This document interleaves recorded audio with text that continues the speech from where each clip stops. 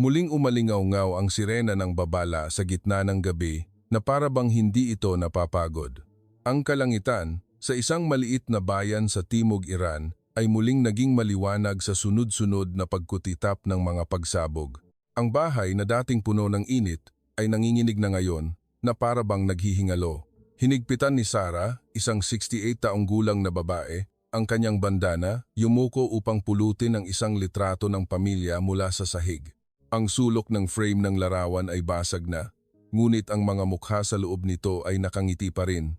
Ang kanyang anak na babae, sa tabi ng kanyang asawa, na pumanaw sa digmaan 1 taon na ang nakalipas.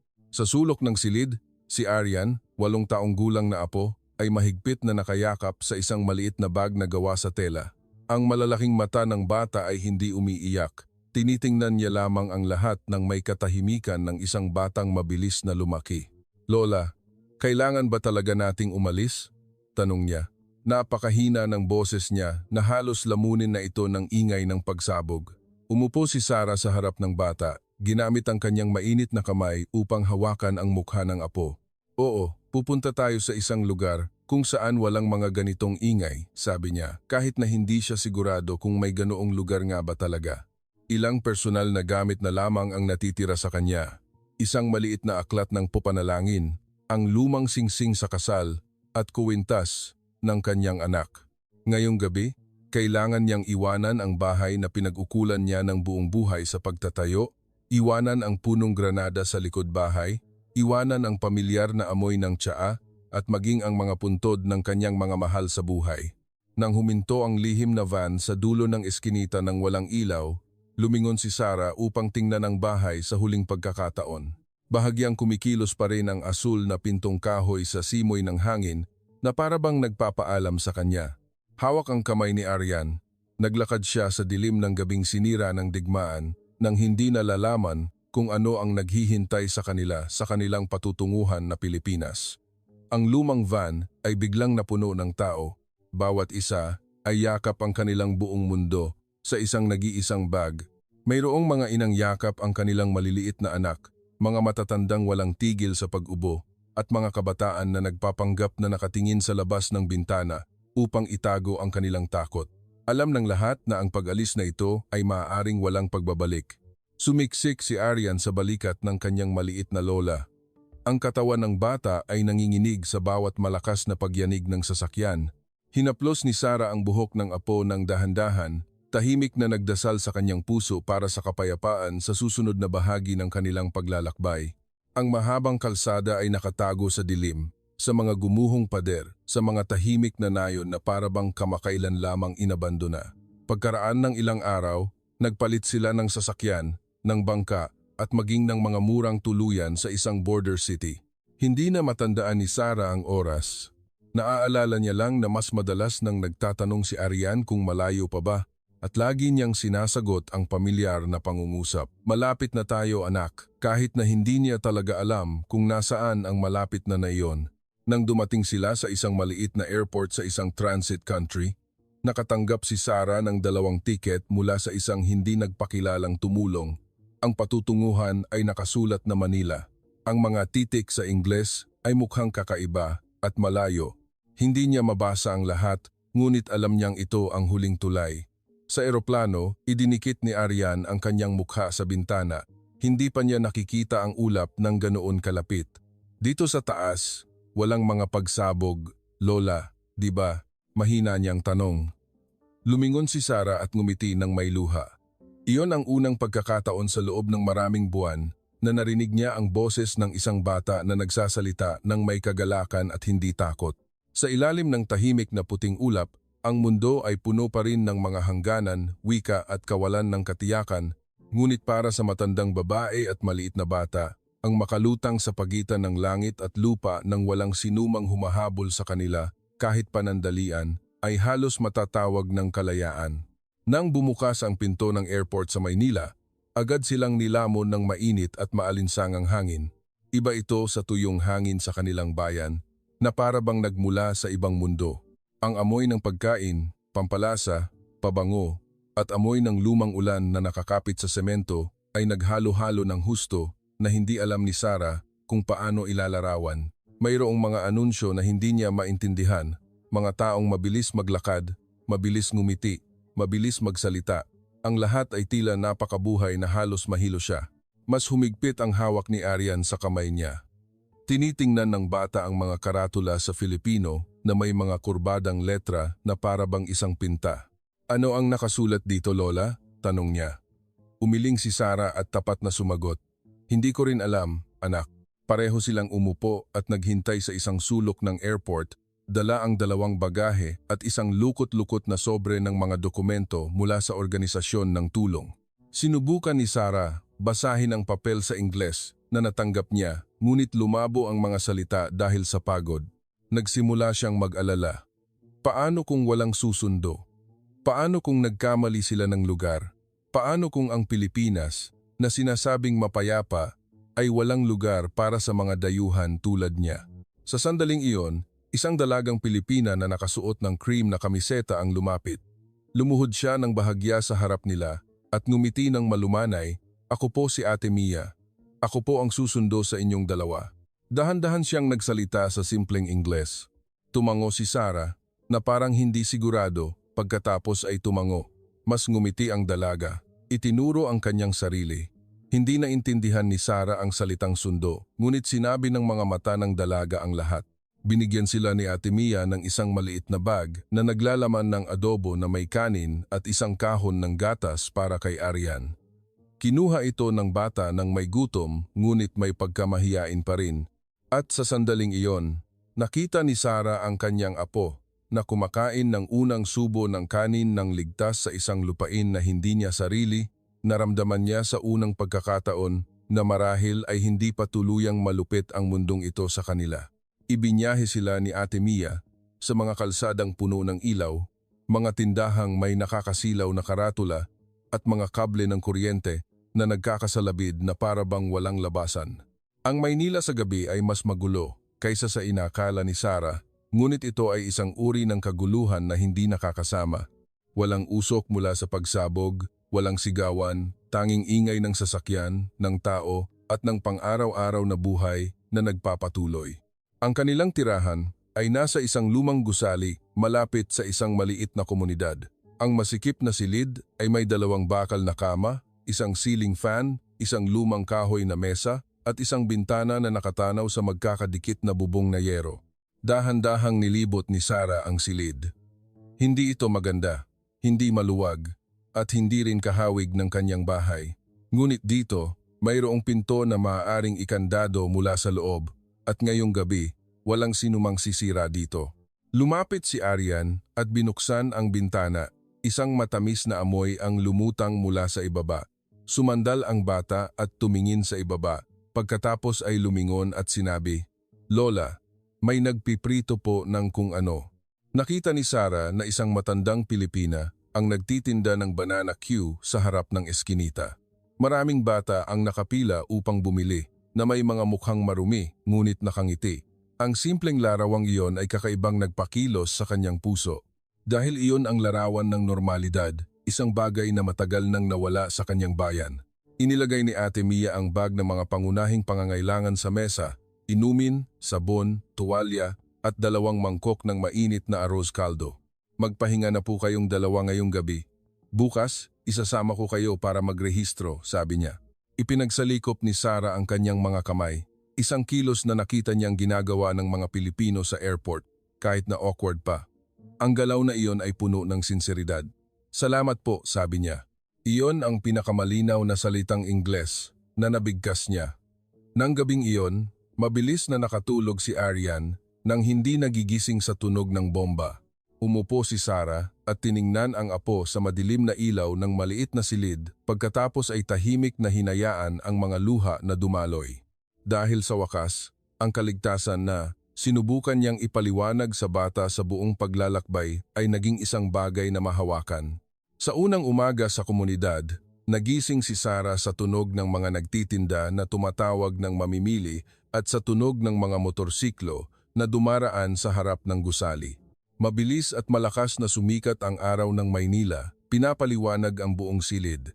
Medyo antok pa si Arian, Ngunit nang marinig ang tunog ng mga batang naglalaro sa ibaba, dali-dali siyang tumakbo at sumilip sa bintana ng may kagalakan. Habang iniikot sila ni Ate Mia upang bumili ng mga pangangailangan sa maliit na palengke, naramdaman ni Sarah na bumalik siya sa pagkabata. Ang lahat sa paligid ay isang wika na hindi niya maintindihan, ang mga karatula ng tindahan, mga numero, ang paraan ng pagtawag sa pera, maging ang pangalan ng mga gulay at prutas ay isang misteryo. Hindi niya alam kung kailan siya dapat ngumiti, kailan dapat tumango, o paano tumanggi ng hindi bastos. Ngunit ang mga Pilipino sa palengke ay gumawa ng kakaibang bagay. Madalas silang ngumiti sa kanya. Ang nagtitinda ng prutas ay naghiwa ng maliit na mangga. Isinaksak ito sa toothpick at inanyayahan siyang tikman ng libre. Binigyan siya ng diskwento ng nagtitinda ng inumin nang makita siyang hirap sa mga barya. Isang maliit na bata sa harap ng flower shop ang tumingin kay Arian sandali. Pagkatapos ay walang salitang binigyan ang bata ng pulang candy. "Para saan po iyan?" tanong ni Arian. Ngumiti ng bahagya si Ate Mia. "Dahil may bago kang kaibigan." Tinitigan ni Sarah ang tagpong iyon, unti-unting lumambot ang kanyang puso. Inakala niya noon na ang pagtakas sa digmaan ay para lamang mabuhay, ngunit dito, tila may mas malalim pa. Ito ay pagkakataon upang muling magsimula. Habang pabalik sila, tinawag sila ng matandang nagtitinda ng banana Q kagabi, si Aling Nena. Mabilis siyang nagsalita sa Filipino, walang sinuman ang nakaintindi, maliban sa kanyang boses na puno ng pagmamahal.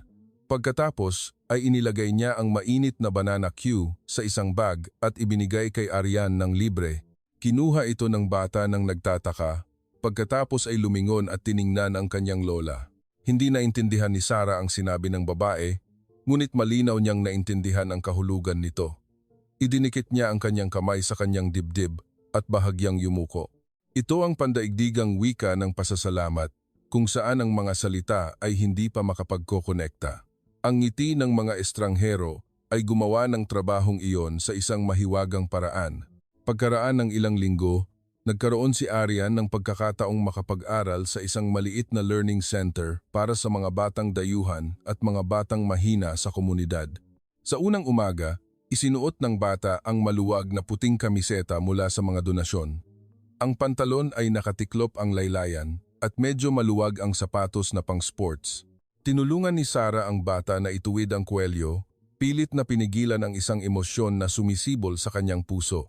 Dahil sa kanilang bayan, ang batang ito ay dating nag-aaral sa gitna ng tunog ng bomba, dating gumagawa ng takdang aralin sa ilalim ng kumikislap na ilaw, at dating nagtanong kung bakit hindi na bumalik ang kanyang guro. Ngayon, ang bata ay pumapasok sa isang paaralan na may maliit na bakuran, may mga halaman, at may tunay na tawanan. Pagdating nila, nakatayo si Arian sa harap ng pinto ng klase. Ang ibang mga bata ay nagsasalita ng maraming wika, Filipino, Burmese, Ingles. Hindi niya naintindihan ang sinuman. Mahigpit na kinapitan ng maliit na kamay ang laylayan ng damit ng kanyang lola. Yumuko si Sarah at tiningnan ang apo nang may tinging pilit na nagpapakatatag. "Sige, pasok ka, anak." Ang matapang na tao ay hindi ang taong walang takot, kundi ang taong nagpapatuloy sa kabila ng takot. Lumuhod ang batang guro na si Ma'am Elena at magiliw na binati si Arian.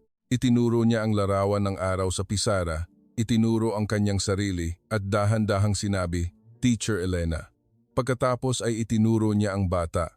Nag-aalangan si Arian ng bahagya, pagkatapos ay sumagot, "Arian." Isang bata sa klase ang dali-daling nagtulak ng silya upang umupo sa tabi niya nang hindi nagtatanong kung pareho sila ng wika. Isang bata naman ang nagbahagi ng pangkulay. Ang lahat ay nangyari nang napakadali na nakatayo lamang si Sarah at tinitigan sila ng may pagtataka. Kinaumagahan, bumalik si Arian na may dalang pinta. Ito ay larawan ng isang bahay na may mga puno, araw at isang matandang babae na mahigpit na nakahawak sa kamay ng isang bata. Ngunit ang nagpahinto sa paghinga ni Sarah saglit ay ang itaas na sulok ng pintang iyon ay walang usok, walang eroplanong panlaban, walang apoy. Ngayon, pinapinta ni Ma'am ang bahay. "Hindi ko alam kung iguguhit ko ang luma o bagong bahay, kaya iginuhit ko ang lugar kung nasaan pa tayo," sabi ni Arian. Hawak ni Sarah ang pinta. na parabang ito ang unang patunay na natututo nang umasa muli ang kanyang apo. Isang hapon, habang si Sarah ay nakaupo at nagtatahi ng maliliit na bag na tela sa harap ng kanilang silid, ang banayad na amoy mula sa kusina sa ibaba ay sumama sa hangin. Ito ang amoy ng piniritong sibuyas, turmeric, at isang bagay na nagpapaalala sa mga lumang araw. Agad niyang itinigil ang pagtatahi dahil ang amoy na iyon ay eksaktong kapareho ng kanin na may pampalasa na ginagawa ng kanyang anak sa mahahalagang okasyon ng pamilya. Ang may-ari ng amoy na iyon ay isang Pilipinang nagngangalang Aling Nena, ang nagtitinda ng Banana Q na nagbigay ng pagkain kay Arian noong unang araw. Nang makita si Sarah na nakatayo ng nag-aalangan sa hagdanan, ngumiti ng malawak si Aling Nena at kinawayan siya upang bumaba. Sa isang malaking kawali, ang mga gininto ang butil ng kanin ay ginigisa na may pampalasa, maliliit na piraso ng manok at pasas. "Kain tayo?" tanong ni Aling Nena. Bagamat alam niyang hindi marahil na intindihan ni Sarah, dahan-dahang lumapit si Sarah, itinuro ang kawali at nagsabi ng ilang salita sa Farsi. Hindi rin naintindihan ni Aling Nena, ngunit ngumiti siya ng palakaibigan at sumandok ng kanin sa plato para kay Sarah. Ang unang subo ng kanin na natikman ni Sarah ay bahagyang nagpakilos sa kanyang mga mata. Hindi ito pagkaing Iranian at hindi rin ganap na pareho ang lasa. Ngunit mayroong isang bagay sa amoy ng kanin at pampalasa na nagbalik sa kanya sa dating kusina, dating bahay, dating tawanan at mga kamay ng kanyang anak na babae na naghahalo ng kanin sa kaldero. Napaiyak siya nang hindi namamalayan. Bahagyang huminto si Aling Nena, pagkatapos ay marahang idinampi ang kanyang kamay sa likod ng kamay ni Sarah nang hindi nagtatanong kung ano ang nangyari, hindi nagmamadali na magsalita siya, hinayaan lamang ang katahimikan na magsama sila. Pagkatapos, umakyat si Sarah sa silid upang kunin ang maliit na notebook na naglalaman ng mga recipe ng pamilya sa Farsi. Kinabukasan, sinubukan niyang gumawa ng kanin sa estilo ng kanilang bayan para tikman ni Aling Nena. Kahit hindi niya nahanap ang lahat ng pampalasa, ang amoy ay sapat na upang ibalik ang mga alaala. Tinikman ni Aling Nena ang unang subo, lumaki ang mga mata, pagkatapos ay itinaas ang kanyang hinlalaki. Pareho silang ngumiti kahit halos hindi sila makapag-usap. Minsan, ang pagkakaibigan ay hindi nagsisimula sa mga salita, ngunit maaaring magsimula sa isang pagkain na nagsasabi sa atin na gaano man magbago ang mundo, ang init ay laging maipapasa mula sa isang kusina patungo sa isa pa. Nang hapong iyon, biglang bumuhos ang isang bagyo sa Maynila. Agad na dumilim ang langit bago bumuhos ang makapal na agos ng tubig sa mga bubong na yero, lumikha ng malakas na ingay. Para sa mga Pilipino, ito ay maaaring isang ordinaryong ulan sa tag-ulan, ngunit para kay Arian, ang tunog na iyon ay napakahawig sa isang bagay. Nagitla ang bata ng malakas na halos mabasag niya ang baso. Dali-daling sumiksik ang bata sa ilalim ng mesa, mahigpit na niyakap ang kanyang mga tuhod, humihingal ng mabilis. Ang kanyang mga mata ay nakadilat, na parabang hindi na niya nakikita ang maliit na silid na ito, kundi bumabalik sa dating gabi. Ang gabi kung saan nanginginig ang mga pader ng bahay, ang gabi kung saan sinabi ng nanay na humiga, at ang gabi kung saan walang sino man ang makapagpaliwanag kung bakit sumabog ang mundo sa mga malalaking ingay na ganoon. "Arian, okay lang, anak, okay lang." Dali-daling lumuhod si Sarah sa tabi ng mesa, pilit na hinila ang apo, ngunit mas lalong nanginginig ang bata at humagulgol ng hindi makapagsalita. Huminto si Sarah. Siya mismo ay nanginginig, dahil ang tunog ng ulan sa bubong ay nagbalik sa kanya ng mga alaala na hindi naiiba. Ang larawan ng kanyang anak na babae sa huling araw, ang tunog ng telepono na walang sumasagot at ang usok at apoy sa lungsod. Ang lahat ay tila bumabagsak sa maliit na silid na ito, kasama ng bagyo. Sa sandaling iyon, narinig ni Aling Nena ang ingay at dali-daling tumakbo pataas. Hindi siya gaanong nagsalita. Kinuha lamang ang isang kalderong stainless steel at isang sandok, pagkatapos ay nagsimulang kumatok ng marahan sa isang simpleng ritmo, pamilyar sa mga bata sa lugar. Ang malinaw na tunog ng metal ay dahan-dahang sumisingit sa tunog ng ulan. Maraming batang kapitbahay ang nagsimulang kumanta nang hindi nag-uusap. Ang melodiya ay simple ngunit matatag, na parabang nagsasabi, na hindi ito tunog ng bomba, ito ay ulan, at ang ulan ay titigil din. Dahan-dahang itinaas ni Aryan ang kanyang ulo, basang-basa pa rin ng luha ang kanyang pisngi. Pinakinggan niya ang kanta at ang tunog ng ulan na nagsasalita ng matagal bago dahan-dahang gumapang palabas sa ilalim ng mesa. Niyakap ni Sarah ang kanyang apo. Alam na ang sugat ng digmaan ay hindi nagtatapos sa araw na nakarating sila sa isang ligtas na bansa. Sumusunod pa rin ito, nakatago sa tunog, sa amoy, sa dilim. Ngunit ng gabing iyon, natutunan nila ang isa pang bagay. Ang sugat ay maaaring hindi agad gumaling, ngunit maaari itong lumambot kung mayroong nakatayo sa tabi mo nang hindi bumibitaw. Pagkatapos ng matinding pag-ulan at mahihirap na gabi, nagsimulang maghanap si Sarah ng mga paraan upang matulungan ang sarili ng higit pa. Ayaw niyang maging pabigat sa sinuman. Sa kabila ng kanyang edad at hadlang sa wika, malinaw pa ring naaalala ng kanyang mga kamay ang sining ng pagbuburda. Nagbuburda siya ng mga disenyo sa tela mula pa noong bata, nagtatahi ng mga punda ng unan, tablecloth at panyo na may masining at magagandang disenyo ng Persya. Nakita ni Ate Mia ang isang panyo na binurdahan ni Sarah ng hugis granada at baging gamit ang matingkad na pulang sinulid at huminto siya upang tingnan ito ng mas matagal kaysa karaniwan. "Ang ganda po, Lola," sabi niya. Pagkatapos ay bigla siyang may naalala. "Ngayong weekend, may community market. Subukan niyo pong dalhin at ibenta." Hindi masyadong sigurado si Sarah. Hindi niya alam kung interesado ang mga Pilipino sa mga ganoong uri ng handcraft. Ngunit tinulungan siya ni Aling Nena at ng mga kapitbahay na maglagay ng maliit na mesa sa ilalim ng asul na tolda sa Sabado ng umaga sa palengke. Maingat nilang inayos ang mga bordadong panyo, mga bag na tela na may disenyo at ilang mga shawl. Sa simula, dumadaan lang ang mga tao at sumusulyap, ngunit hindi nagtagal ay may isang dalaga na kumuha ng bordadong panyo at tiningnan ng mas detalyado pagkatapos ay bulalas.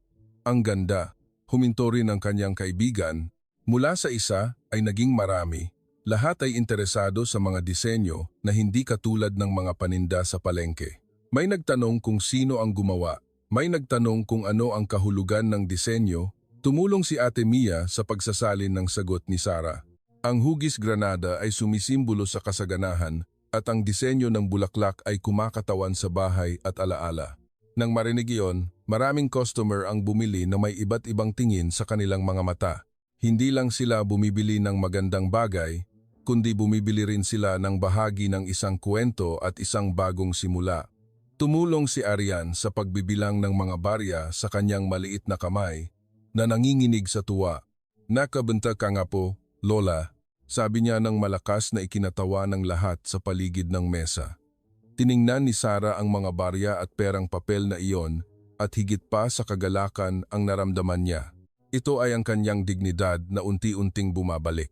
Hindi na siya isang refugee lamang na naghihintay ng tulong, kundi nagiging isang babae na may halaga pa rin, na makakagawa pa rin ng isang bagay mula sa sakit.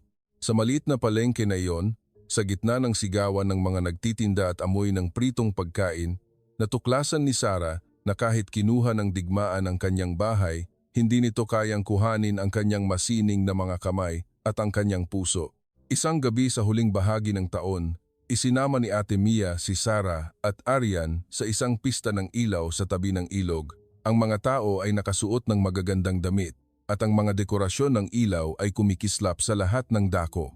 Ang musikang Filipino ay sumama sa hangin at ang ibabaw ng tubig ay nagpakita ng libu-libong liwanag ng kandila na para bang binaliktad ang langit. Nagulat si Aryan sa mga lumulutang na bangka na gawa sa dahon ng saging, pinalamutian ng sariwang bulaklak. Hindi pa siya nakakita ng ganitong uri ng seremonya. "Ano po ang ginagawa nila?" tanong niya. Simple lang na ipinaliwanag ni Ate Mia na ang mga Pilipino ay nagpapalutang ng mga ilaw upang humingi ng kapatawaran sa ilog, upang ipahatid ang mga kalungkutan at upang humiling ng magagandang bagay para sa kinabukasan. Nakinig si Sarah at nanatiling tahimik ng matagal dahil ang konseptong iyon ay umantig sa isang malalim na bahagi ng kanyang puso. Ang pagpapalaya ng kalungkutan sa tubig ay napakaganda na mahirap paniwalaan kaagad ng isang taong dumaan sa digmaan. Binilhan siya ni Ate Mia ng isang maliit na lumulutang na bangka na may marigolds, bulaklak ng saging at isang maliit na kandila. Maingat itong hinawakan ni Sarah sa dalawang kamay. Pagdating sa pampang, ipinikit niya ang kanyang mga mata. Sa kanyang puso, walang malalaking panalangin, walang lumang bahay na babalikan, walang lumang buhay na babawian. Idinasal lang niya na lumaki ang kanyang apo nang hindi nakakarinig ng ingay ng bomba. Idinasal niya na makapag-aral ang bata, makangiti at mahalin ang mundong ito nang walang takot. At idinasal niya na matutunan ng kanyang puso na mamuhay kasama ang pagkawala nang hindi na lalong lumulubog. Yumuko si Arian at bumulong sa kanyang lumulutang na bangka. Gusto ko po magkaroon ng maraming kaibigan at gusto ko po si Lola laging nakangiti. Nang ilabas nilang dalawa ang mga bangka sa tubig, dahan-dahan itong lumutang kasama ang kumikislap na liwanag ng kandila sa madilim na ibabaw ng tubig. Sinundan ito ni Sarah ng tingin, lumabo ang kanyang mga mata. Hindi niya alam kung saan pupunta ang panalangin, ngunit ang mismong pagpapalaya nito mula sa kanyang puso ay parang malalim na paghinga sa unang pagkakataon pagkatapos ng maraming taon. Nang gabing iyon, sa gitna ng pista ng ilaw sa bagong lupain, natuklasan ng matandang babaeng Iranian na ang pag-asa ay hindi kinakailangang magmula sa isang himala. Minsan, maaari itong maging isang maliit na kandila na lumulutang sa ilog. Lumipas ang maraming buwan, ang mga panahon sa Maynila ay nagbago ng napakabanayad na halos hindi napansin ni Sarah. Ngunit ang mas kapansin-pansing nagbago ay si Arian. Ang bata na dating nagugulat sa bawat malakas na ingay, ay nagsisimula na ngayong maglaro kasama ang mga kaibigan sa komunidad, nagsisimulang magsalita ng Filipino sa bawat salita, nagsisimulang tumawa ng malakas nang hindi dali-daling tumitingin sa langit sa bawat ingay. Isang araw, umuwi siya mula sa paaralan na may takdang aralin na magsulat ng mga simpleng salita, bahay, kaibigan, lola. Ang kanyang sulat kamay ay magulo ngunit puno ng pagsisikap. Tiningnan ito ni Sarah, at tahimik na namulaklak ang kanyang puso.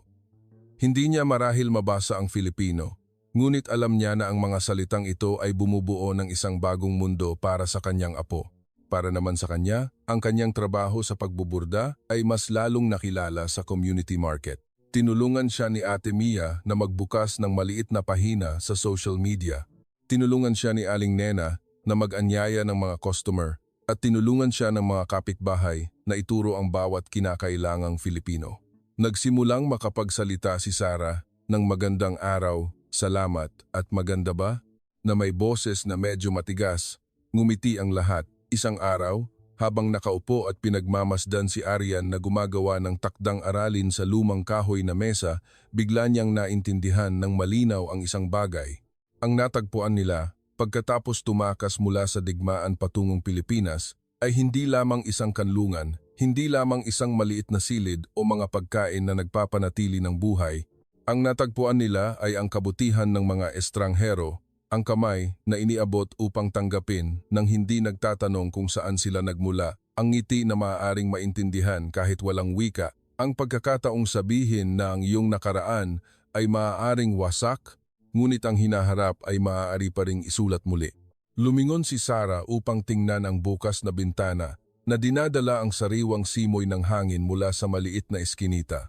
Sa labas, mayroong tunog ng nagtitinda, tunog ng mga bata, tunog ng kaldero at kawali sa kusina at ang tunog ng simpleng buhay na inakala niyang hindi na niya maririnig muli. Hindi binura ng Pilipinas ang kanyang pagkawala, ngunit binigyan siya nito ng isang bagay na kasing halaga. Ang espasyo para dahan-dahang gumaling ang kanyang pusong nasira. Isang umaga, mas maaga kaysa karaniwan nagising si Arian. Dali-dali siyang kumuha ng kulay na papel mula sa kanyang bag at tumakbo upang hanapin ang kanyang lola na nagtitimpla ng tsaa. Lola, tingnan niyo po, sabi niya na may kumikinang na mga mata. Ang papel na iyon ay isang takdang aralin sa paaralan. Ang tema ay Ang Aking Bahay. Kinuha ito ni Sarah at binasa. Sa halip na mga salita, ito ay isang pinta, isang maliit na bahay sa ilalim ng asul na kalangitan. Sa harap ng bahay ay may mga puno at sikat ng araw. Sa tabi ng bahay ay may isang matandang babae na nakabandana na nakahawak sa kamay ng isang bata. at sa paligid ay may iba pang tao. Hawak ni Aling Nena ang isang bag ng banana Q. Hawak ni Ate Mia ang libro. Nakatayo si Ma'am Elena na nakangiti. At ang mga batang kaibigan mula sa paaralan ay kumakaway. Ito ba ang bahay mo? Mahina niyang tanong. Tumango si Aryan. Opo, hindi na po bahay ang dating lugar. Bahay po ay kung saan may nagmamahal sa akin. Ang sagot na iyon ay nagpatahimik kay Sarah ng napakatagal na kailangan niyang talikuran ng bahagya upang itago ang mga luha. Buong buhay niya, inakala niya na ang bahay ay mga pader, ang asul na pintong kahoy, ang harap na bakuran at ang punong granada na itinanim kasama ang kanyang asawa. Ngunit ang isang bata na dumaan kasama niya sa digmaan ay nagturo sa kanya na ang bahay ay maaaring isang bagay na walang tiyak na hugis. Ang bahay ay maaaring itayo muli mula sa kaligtasan, pag-ibig at mga taong hindi tayo iniiwan ng mag-isa. Nang araw na iyon, idinikit ni Sarah ang pinta ni Aryan sa dingding sa itaas ng mesa ng pananahi. Sa tabi ng lumang litrato ng pamilya na dinala niya mula sa Iran, ang tanging bagay na natitira, tiningnan niya ang dalawang larawan na magkatabi. Ang isa ay ang nakaraan na hindi na maibabalik, ang isa ay ang hinaharap na nagsisimula pa lamang. Sa labas ng bintana, ang sikat ng araw ng Maynila ay nakakalat sa mga ginintuang bubong na yero. Tumatawag si Aling Nena ng mga customer mula sa dulo ng eskinita. Nagtatawanan si Aryan kasama ang mga kaibigan na naghihintay papunta sa paaralan. Ang mga tunog na iyon ay napaka-ordinaryo, ngunit para kay Sarah, ito ang pinakamahiwagang tunog. Dahil pagkatapos tumakas sa digmaan, tumawid sa kalangitan, sa napakaraming hangganan at napakaraming madilim na gabi, sa wakas ay natagpuan niya iyon. Natagpuan niya ang isang bagong bahay na hindi itinayo ng brick at bato, kundi itinayo ng mga puso ng mga tao. Minsan, ang bahay ay hindi ang lugar kung saan tayo ipinanganak, kundi ang lugar kung saan mayroong nag-aabot ng kamay upang tanggapin tayo sa araw na gumuho ang buong mundo. Ang kwento ng lola at apo na ito ay hindi lamang maaaring kwento tungkol sa pagtakas sa digmaan, kundi isang kwento tungkol sa pag-asa, pagkahabag, at ang bagong simula na laging posible.